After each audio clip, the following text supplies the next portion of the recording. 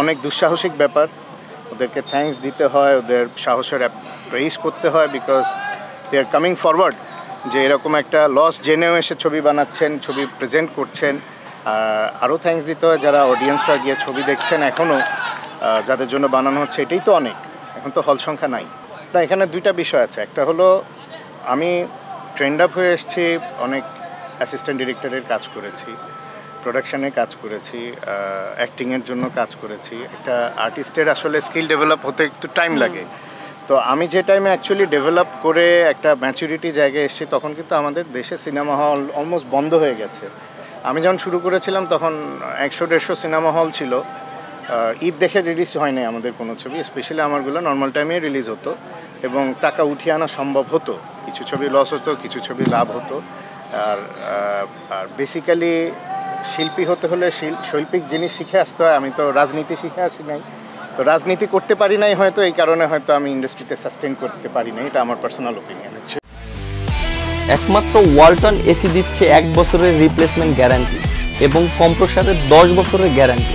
Definitely অনেক sacrifice করে কাজ শিখতে হয়েছে, কষ্ট করে কাজ শিখতে হয়েছে। নট অনলি মি, প্রত্যেকটা শিল্পীরই কষ্ট করতে হয় একটা ম্যাচিউর লেভেলে যেতে, পারফরমেন্সের দিক দিয়ে, সব দিক দিয়ে। হ্যাঁ, একটা সময় গেছে আমার জীবনের, একটা প্রমিনেন্ট টাইম আমার চলে গেছে ওখানে। ডেফিনেটলি কাজের টাইম মিস করি, আমার কলিগদের মিস করি স্পেশালি। ওটা একটা ডিফারেন্ট লাইফ। এফডিসি আমাদের মিস করে কিনা এটা রিফ্রেশ করা উচিত অ্যাকচুয়ালি।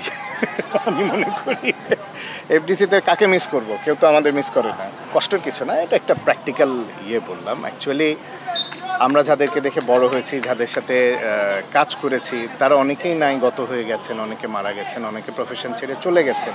এখন যারা এফডিসিতে আছেন ওদের সাথে আমাদের কখনো ওঠা বসা ছিল না, বা ওরকম কানেক্টিভিটি ছিল না। সো ওই মিউচুয়াল আন্ডারস্ট্যান্ডিং বলেন বা বন্ডিং বলেন, ওই জিনিসটা নাই। সো তারাও অ্যাকচুয়ালি আমাদের সাথে ওইভাবে কানেক্টেড না, আমরাও বা স্পেশালি আমিও ওইভাবে কানেক্টেড না। এই জন্য একটা গ্যাপ হয়ে গেছে। বাবার পুরোনো সিনেমাগুলো দেখা হয় কি আগের সিনেমাগুলো? হ্যাঁ, এগুলো তো অবশ্যই, এগুলো তো আমাকে এমনিও দেখতে হয়। আমি আব্বাকে মিস করলেও দেখি, প্লাস আমাকে আগেও দেখতে হয়েছে, ক্যারেক্টার রেফারেন্সের জন্য দেখতে হয়। তখনকার মেকিং কেমন ছিল, আর্টিস্টদের পারফরমেন্স কেমন ছিল, স্পেশালি বাবা কীভাবে নায়করাজ হয়েছেন, কী ছিল তার কাজের পরিধি, এগুলো তো আমাকে জানতে হয়, স্টাডি করতে হয়, এই জন্য দেখা হয়। ইয়াংদের কাজ যেহেতু আমি রিসেন্ট ছবি দেখছি না, দেখা হচ্ছে না, এই কারণে ইয়াংদের কাজ খুব একটা দেখা হয় না। তবে টেলিভিশনে হলে দেখি। তাদেরকে ডেডিকেটেড হতে হবে, কাজ তো কাজ, যেটা যে কোনো প্রফেশনই হোক, অ্যাক্টিং প্রফেশন হোক, অন্য জব হোল্ডিংয়ে হোক, সবাইকে পরিশ্রম করতে হবে। বাট আনফর্চুনেটলি এনারা এমন একটা সময় এসে পড়েছে যেখানে আমাদের ইন্ডাস্ট্রিতে খুব সীমিত কাজ হচ্ছে, বা কাজগুলো ওইভাবে এক্সপ্লয়েট হচ্ছে না।